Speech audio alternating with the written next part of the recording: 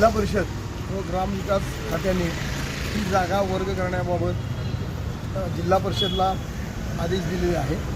त्याप्रमाणे ही जागा आता जे बहुमजली पार्किंग जो विषय होता तो आता लवकरात लवकर पूर्ण होईल यासाठी राज्य शासनाकडून पैसे आलेले आहेत।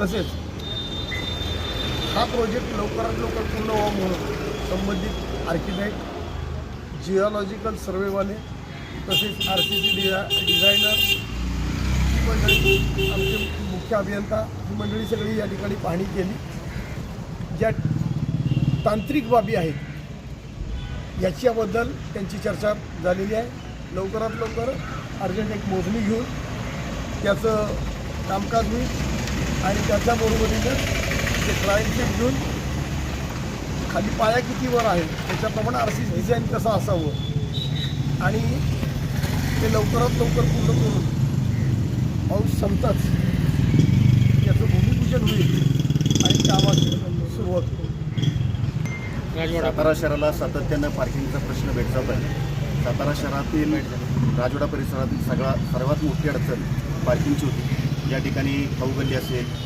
त्याचबरोबर वेगवेगळ्या या ठिकाणच्या असणाऱ्या शाळा असतील, दोन्ही महाराजांचं वास्तव्य या भागामध्ये कार्यकर्त्यांची त्यांच्याकडे येण्या जाण्याची मोठ्या प्रमाणावरती येत जात असतात। त्यांची वाहनं लावायला दोन्ही वाड्यांच्या पुढं फार अडचण निर्माण होत असते। त्याचबरोबर या परिसरामध्ये सुद्धा अडचण होत असतात। त्या अडचणी दूर करण्याच्या दृष्टिकोनातून आणि नागरिकांना सोसाय असं पार्किंग देण्याच्या दृष्टिकोनातून दोन्ही महाराजांच्या माध्यमातून या ठिकाणी आज हा पार्किंगचा विषय मार्गी लागतो।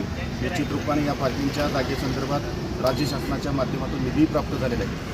आज त्या ठिकाणचा आणि राजवाडा दोन्हीकडला मिळून एक 66 कोटीचं बजेट आहे। ते बजेटसुद्धा राज्य शासनाने त्याला मंजूर दिले। नामदार श्रीमंत छत्रपती शिवेंद्रराजे भोसले यांनी सातत्याने पाठपुरावा केला होता।